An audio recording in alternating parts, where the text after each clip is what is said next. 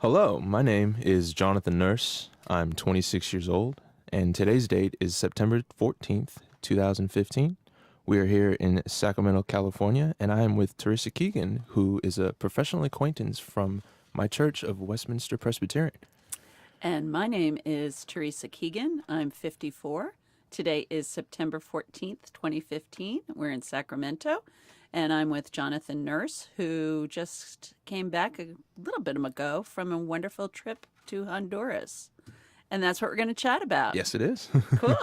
We'll start, Jonathan, if you want, a little bit about this trip. Seemed like it had a big impact on you, if you want to talk.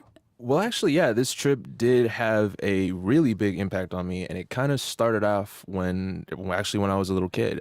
My Westminster Presbyterian Church sent a youth group back when I was too young to go. They sent one to Honduras, so I was maybe like 8 or 9 years old. The kids were all in high school, about to leave high school. And they came back, and they had the most wonderful time. And I've been waiting ever since I was like 8 or 9 years old to go on a trip to Honduras. And it took 10 years before I met a guy who finally got one. I happened to start going to some youth group that wasn't part of my church. And the guy had a connection with Honduras. And he's like, hey, we're going to take a trip to Honduras in a couple months. You want to come? And I said, yeah. And 4 months later, I was on a plane to Honduras. And in terms of the trip, was the focus like to hang out at the beach and be indulgent and have spring break fun? No, this trip was the complete opposite. This trip was all about sweat and hard work and we still had a great time, but it wasn't the traditional, oh, let's go to the beach. But ours, we did a lot of work. Our main goal there was to build a school for a local community. And that was part of the larger goal for the group, is to build 1,000 schools. The group's called Students Helping Honduras, and they want to build 1,000 schools in Honduras. And there are 20 schools in, so it's a fun time, but it's very goal oriented. So did you just like go, you threw up some walls and then you left? Oh, no, not at all. This Students Helping Honduras is an organization that plans trips. They have multiple trips throughout the year. I think there's a total of about 5 or 6 trips from winter break, spring break, and summer vacation. They go based around the school years. It's all students who go down there and build these schools in Honduras, college-age students. And there were 3 trips during the summer, and we all work in collaboration with other school groups that go down there. And we fundraise throughout the year. Oh man, I just lost it. And we go. Oh, wow. Sorry. We built this school. Wow. It's okay. Sorry. No, it's all right. Don't worry about it. When you got down there, was it kind of what you expected? Like, do you interact with people down there or what? Oh yeah. When we got down there, we interacted a lot with the locals and a lot with other students who came with the group, who came to help this group.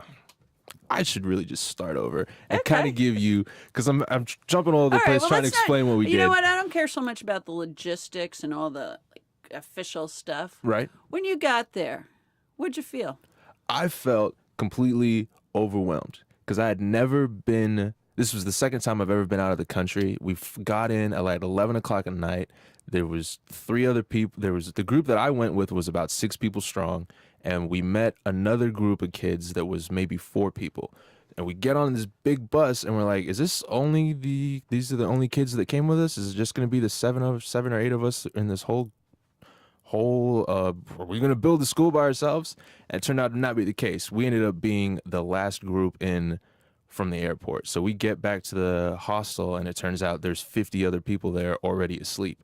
So it was they kind of pulled a fast one on us because we were the last ones in. But we wake up. So you got the bad bed assignment, huh? Yeah, pretty much. They put us in the last room furthest away from the kitchen. But it was kind of interesting because when we landed, it was 11 o'clock at night, so we didn't really see any of the surrounding area or whatnot. And we woke up the next morning and we get onto the bus. And like I said, when we arrived, there was maybe 7 or so people. There was 8 or so people on the bus with us. And when we get to the hostel, there was maybe 10 people that were still awake. But the next morning we wake up, walk into the kitchen, and it's full. there's 50 college age students just running around being loud, having a good time, getting to know each other, meeting all these people that I've met before.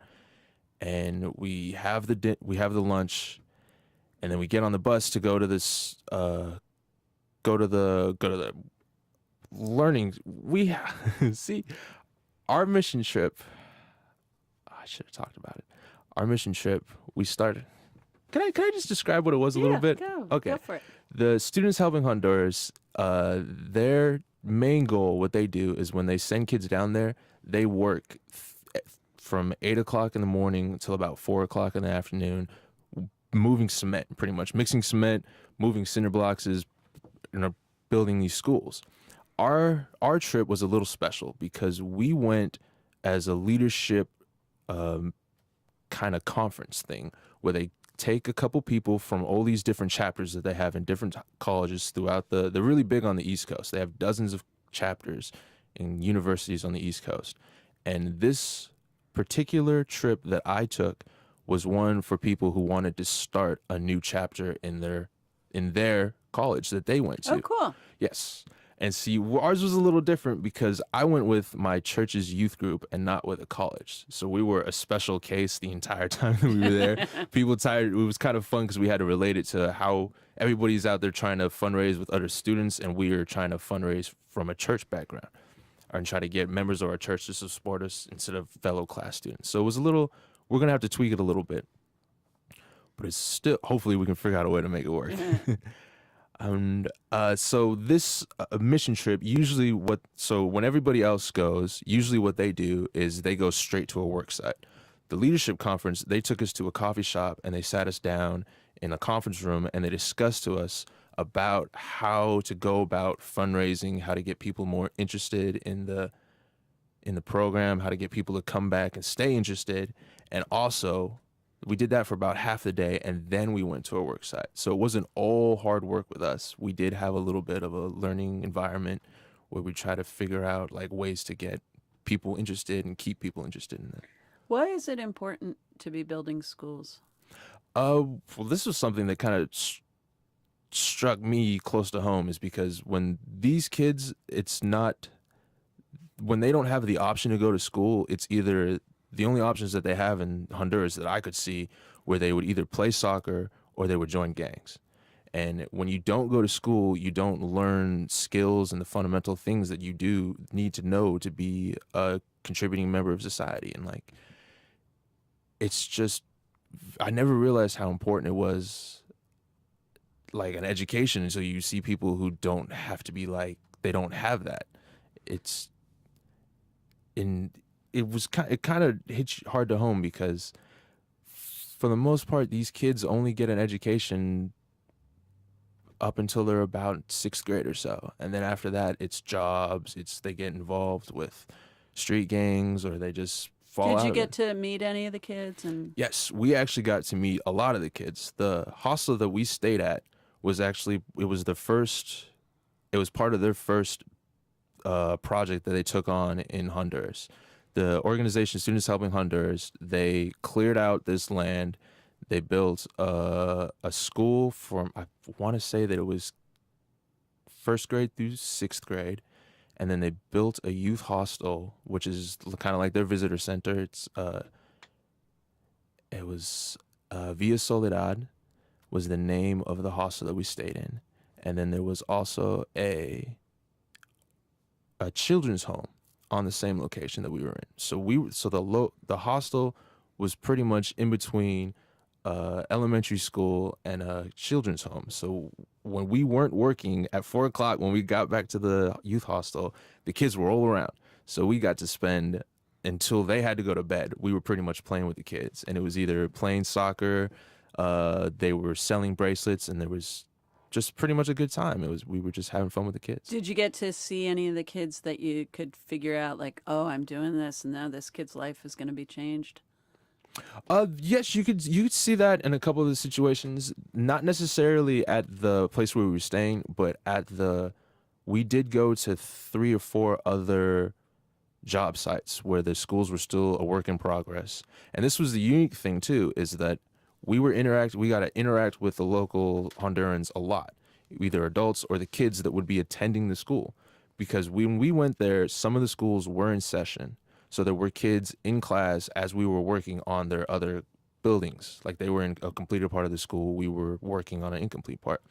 And there were still some kids there that would help us with the incompleted part. So like they weren't in school, they were helping us build the school. And that was a really unique situation because if you ask a kid like, "Hey, do you want to go to school? If you do, you have to build it." Like at least I wouldn't have said that I would have helped build my own school, but these kids, they were happy, they were making a game out of it, and it was really fun to see. And that was another thing too, is that this was my first trip going to Honduras. There were people who had been there 3 or 4 times beforehand. So they had already seen the kids, they had already interacted with the kids, and to see them come, they'd worked on the school. Well, there was, all right, well, one group in particular, there was a girl that I met there, and she said that she'd broken ground on the school a year prior or so. And then she'd come back on a next trip and she'd seen all the work that she'd done. And the next week that came after she was there and the week after that, and to see it now, it's suddenly turned into a whole school. And then she sees some of the kids that were there helping her build the school. And it's just like a really cool process because like the main goal is like, this is supposed to form a relationship and you're supposed to come back to Honduras. It's not supposed to be a one-time thing. And so you start forming relationships with these kids, and it's really kind of heart-wrenching to see the relationships that these kids are so thankful that we came and they have an opportunity to go to school now because we came to build a school. So does it change what you were doing in your life when you went down there and now you're coming back, and now do you have a focus to go back down there? Are you doing different things here in Sacramento? Actually, it really changed me, to be honest. I when I saw how happy these kids were to go to school, it kind of got me interested in going to school. And albeit it was just the Spanish class was my main goal. I signed up for City College classes at Sacramento City. Great. Yeah. When you came back? Yes. As soon as when I came back, I signed up for a Spanish class because I realized I did not know how to speak Spanish, and I'm planning on going back there again. So I want to learn a little bit more Spanish so I can have a more in-depth conversation with them other than where do you want water or where's the bathroom. Like that was pretty much, I had the bare minimum, just the necessities. I'd like to be able to actually carry on a conversation with them. So that was, and I had a lot of fun doing the construction and being out in the fresh air like that I quit my job when I came back working in a restaurant, and I got a job in working for a private contractor. So it was an extremely eye-opening situation for me. And then are those skills that you want to use just going back to Honduras? Or they, what is motivating you in terms of getting back there? You know, now you show up next time, you're going to have all these skills. Well, the main reason why I want to go get back there is because I made a friend. He's a little kid named Jose, and I told him I was coming back. So that's the main motivating factor to get me back there. Tell me about Jose. He's a little. He was 8 or 9 years old. He was a little punk just like me, and he was really good at soccer. And it was just, I was kind of trying to keep my distance from the kids because I was really sensitive. I didn't really want to make any little kid friends that I might not see again. And it wasn't until somebody said, "Oh my gosh, you guys look like you could be brothers." And I was like, "Oh my gosh, we could be brothers." There's little kids just like me. And he was just a great little kid. He had a great heart. And it made me feel happy that I wasn't building the school that he went to, but maybe there was another kid just like him who was kind of just like me who was going to get a school built for him. So have you been in touch with Jose since? Or I actually haven't been in touch with him since, but I was looking on Facebook and it looked like he made one. So I might have to go investigate that to see if I can find him on Facebook. So what did you promise him? You said you're going to come back? Yes, I promised him that I was going to learn how to play soccer, learn how to speak better Spanish, and I would see him next July. So that's a good promise. Yeah. And a promise to a kid is something really important. Yep. Nope. I remember those from my childhood, so you got to make sure you keep them. What about him struck you personally that you know, there's a billion kids running around? Well, what struck me was that when I first met him, it was him and another kid, and they both came up to me and I asked them what their names were, and he said his name was Jose, and then his friend said his name was David, excuse me. And when I asked them their names again, they got them backwards. So I couldn't help but think that these two kids were messing around with me. But as the week went on a little bit, as the week progressed, I realized that his name was actually Jose, and that he did like me, and that we had the bond of being little mischievous kids. I was going to say, would you have done that to someone coming into? Probably, definitely. So, in terms of shifting your life, it sounds like you're going to school now. You've changed your career. Yeah. it was because the mission trip and like helping people is always something that I've always had a passion for. This wasn't the first mission trip that I've gone on. I went on 2 back when I was in high school, and like it feels good to help people and just get out of your comfort area and just do something that you've never really done before. And for the past 8 years or so since I graduated high school, I've been kind of trying to figure out what it is I want to do in life, and I've just tried everything. I've worked for the state, I've coached soccer, I've tried my hand in art, and it's just can't really figure out what to do. And I got right back into it. I was like, well, I like helping people, so I'll take another mission trip. And I saw how much fun it was to just be out in the sun moving buckets of concrete. And I just had so much fun doing that for a week. And I was just like, I came back to the restaurant and I worked one day and I was like, you know what? I've put my time in here. It is time for the next step. I've seen it. And it was working construction. I've been doing construction now for 5 weeks since I came home, and I couldn't be happier. Completely changed. It changed everything. And it was, Now, when you go back to Honduras next year, you, as part of a leadership team, yes. have a little bit more invested in it, or commitment-wise. Right. So, what are you going to be doing in terms of that? Well, in terms of that, when we went this past summer to learn the skills to get more kids involved. And so we came back and we're starting, it's not necessarily a chapter because we're not at a college, but we are starting a youth group between area churches, local Presbyterian churches in Sacramento. And we're trying to get college-age students who necessarily wouldn't go to church, but who are interested in participating in the church environment. And we're trying to do some community service around Sacramento. And then eventually, we're planning to go back. We're trying to make a trip for next July. So we're going to get people, hopefully build the numbers. We want to take 20 more students with us back. So the original 5 that we went with, and then 20 students on top of that to start our own school. And that's our main goal is to raise the money to fund the school and to send a trip as well to start the school. And how much does it cost to build a school? It costs $25,000 to build a school in Honduras. And you'd have it built by kids from Sacramento. Yes, and we'll see. You're gonna make me cry. It made me cry. The way that it works is that it change because the trips, they only last for about a week or 2. So you can't start a school and finish a school, but so that everybody works in coalition, and like one trip, you'll be there for a week and then you go home, and then another group comes on the week and they work on the same school. And then after that, and it just keeps happening over a year or however long it takes for you to complete the actual school.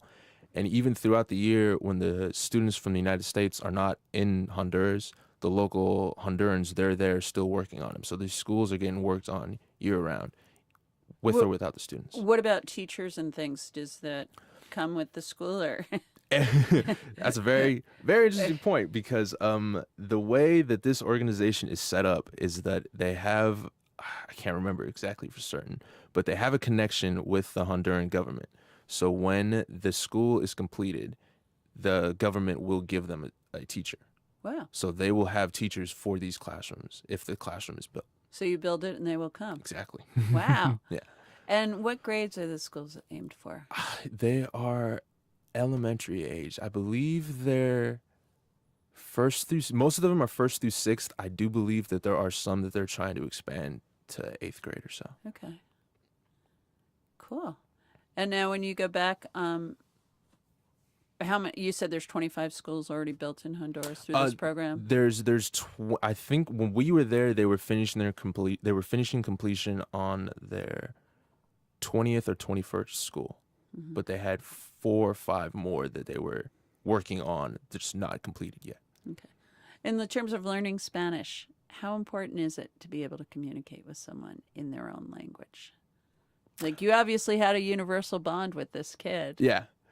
Well, I think it's very I think it's very important because between me and Jose, the relationship that we have is just joking around. Like I see him, I call him silly. He calls me ugly. Everybody liked my long hair, so they all kept. Why don't you cut your hair? But anyway, and it's just like those little. I don't want to say superficial, but it's just kind of like the small talk. And like if you understand a language and you guys speak the same language, it just opens up the door to the more in-depth story. I could have asked him what his favorite color was, what his favorite movie, who's his favorite superhero or something. I could have just gotten a lot more in depth actual, and just learned some more about his life. Because for the most part, it was me not being able to communicate with him, and he wanted to talk to me, but there was that language gap there. So I think it's highly important that you learn the language too. What does his life seem like to you? Really hard actually. It seemed the way for most of these kids because there were a lot of kids, and when they don't have to go to school, they don't have anything to do. And he lived at the children's home that we were staying next to, and pretty much from what I saw it was the high point of his week was he gets to play soccer. And for most kids in the United States, like that's might be a low point for them, is because their soccer takes away from their video game times or something like that. And we have a lot of luxuries here, and they didn't have any in Honduras, and it was a very different type of childhood, if you ask me. Do they seem happy? That was the one thing. Everybody there seemed happy. Like as compared to us, like they don't have anything there. It was kind of heartbreaking to see.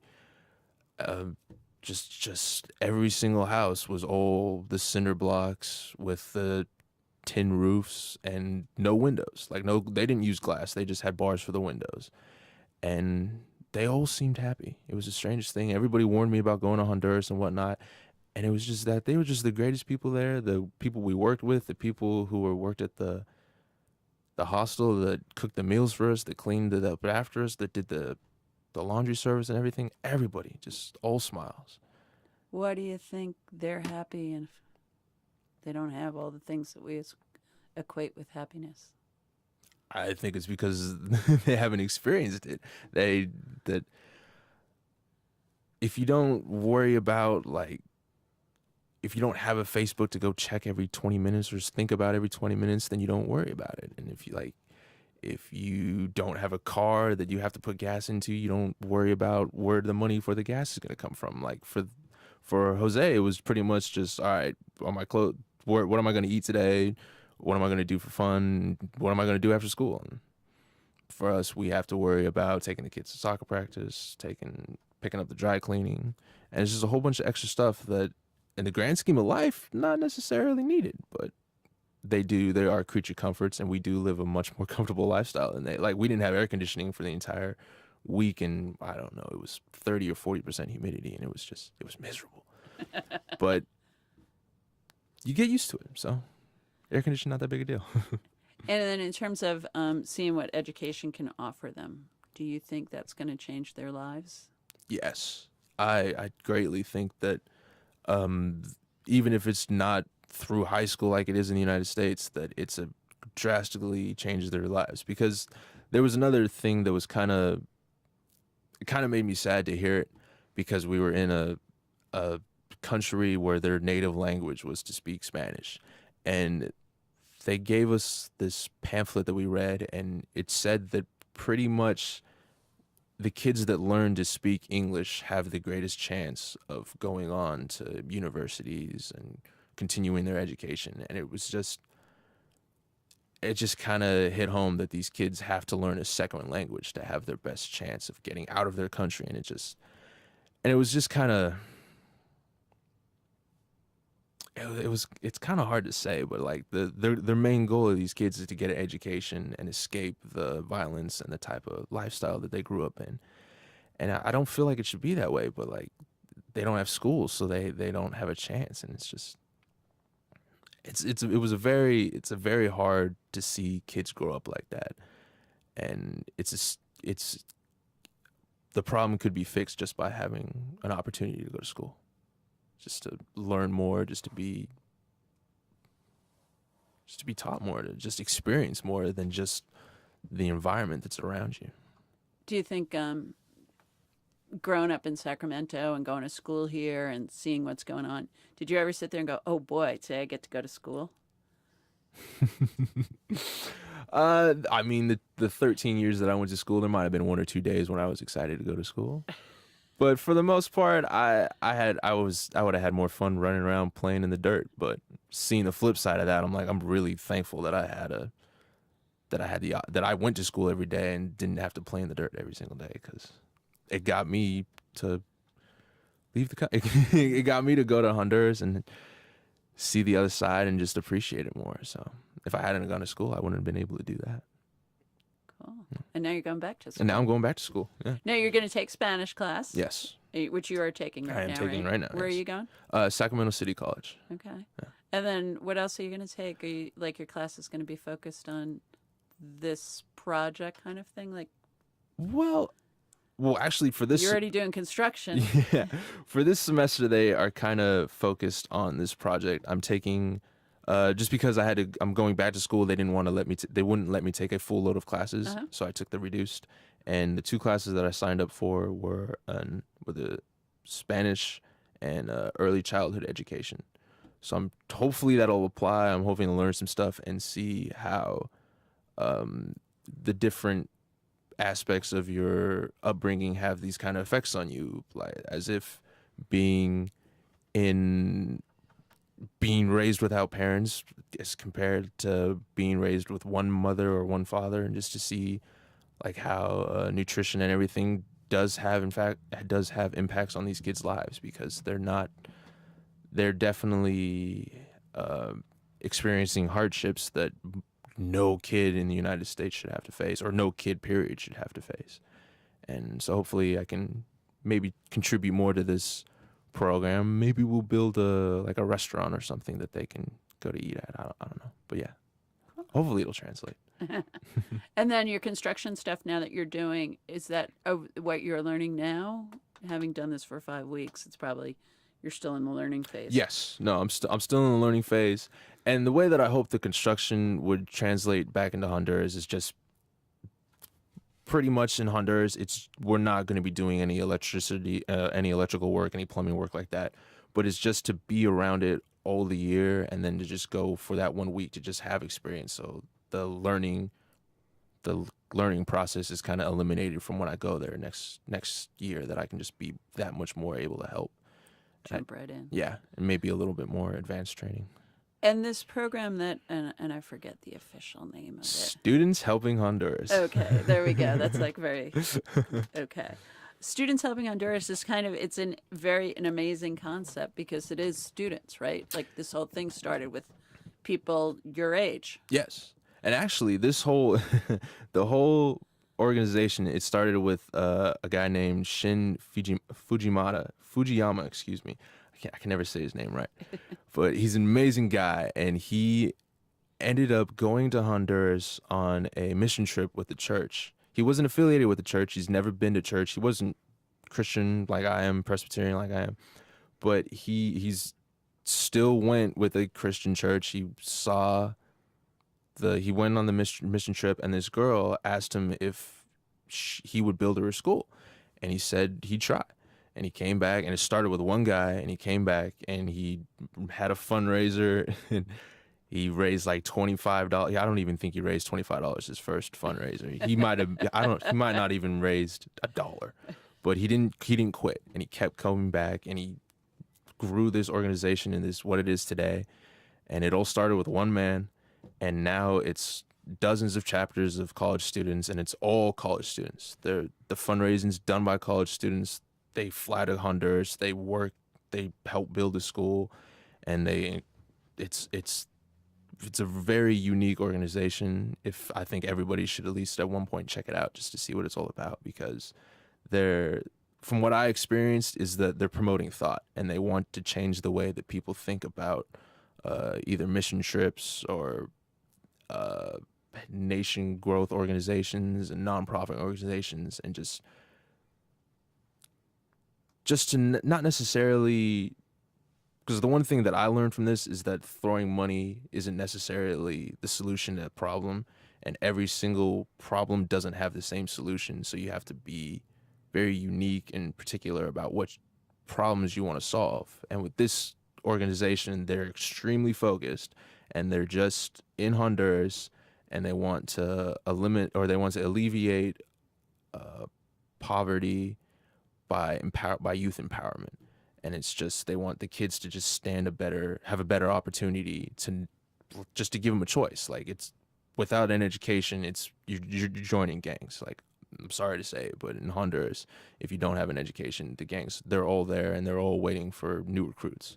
And they prey on these little kids that don't have anything to do, that are just, who want to go to school, who just walking around the city. And What's the appeal of the gangs? Is it it's a place to belong?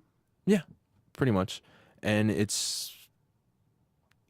just see they see the older kids being cool, doing what they think is cool. I just did the air quotes. They don't really show up on radio, do they? But it's just to be part of a gang, just to be part of a group, and just to have friends who you feel are going through the same situation as you. And it's really sad to see these young kids who don't know any better just getting mixed up in this. And it's a dangerous country because they're just young kids who don't know any better. Were you scared at all when you were there for your own safety? There were a couple situations where you realize that you're like, oh wait, I can kind of see what they were talking about. But general, I wasn't afraid. We were with a large group. We did have, because we were all students, we did have security personnel with us. But even if there was a couple times where they weren't in eyesight, and we still felt just as safe. So I didn't really have a problem with security there. Did the parents did the community welcome you? Like, was everyone happy? It sounds like the kids certainly were excited to be Everybody there. seemed pretty happy. It was a strange thing, because I remember from past mission trips how there's always going to be one or two people there that doesn't necessarily want you there. And for the most part, on this trip, I was really surprised. I didn't see anybody who was just like, "What are you doing here?" And everybody I interacted with seemed very welcoming. Do you think this is obviously you have now July 2016? You're expecting to go back. Yes. You got a date with Jose. Yes. And do you see it something though that would continue on past that? Is that like what your goal is, or do you think it's just going to be this and then you'll move on? Oh man. You know, I could see this being something bigger. I really can. And I want it to be bigger than that, because I know what it's like to have people come in just for a brief second and just be like, "Oh, hey, hi," and then you never see them again. And that was kind of the reason why I didn't want to get too attached to the kids in the first place, because there might be a possibility that happens. But now on the other, coming home and missing Jose, I'm like, I don't want to do that to him. And I can see myself going back there year after year after year. And even after I've no longer a student, I can see myself still wanting to help Honduras. So yes, I continue this past schooling. Cool. Yeah. Well, anything else you want to say? Yes, actually, I would just like to say real quick that if anybody has interest in finding out more about this organization, because I was a little nervous, but the website is ceciskids.org, and it's a great. What are you going to do for your fundraiser here? For our fundraiser here, we're still working on that. We're still starting off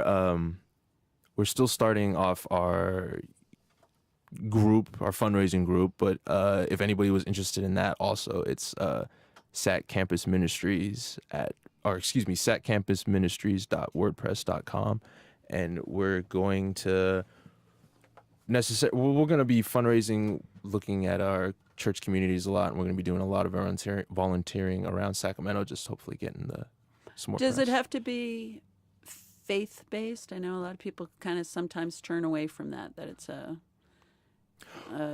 intimidation factor for a lot of people, that they feel you're going out there and proselytizing. Well, this is just I'm just gonna say it first based on my personal experience. The Students Helping Honduras is not a faith-based organization. Sacramento Campus Ministries is a faith-based organization. I don't see why one has to be one way or the other. And I'm religious. I have a lot of faith, spiritual. Don't necessarily follow religion to the teeth, but I'm you don't have to I think everybody should help, and if you want to help, if it's you don't like helping because it's church based, then there's always a non-church based. And I It's a good vehicle, though, to be able to facilitate it. yeah, and I just don't think people should frighten away from this organization just because it's based on religion, because we're a bunch of kids, we're trying to figure out a way, and we might not carry a Bible with us all the way everywhere that we go, but some of us do have faith backgrounds and others of us don't. So we're welcoming to everybody.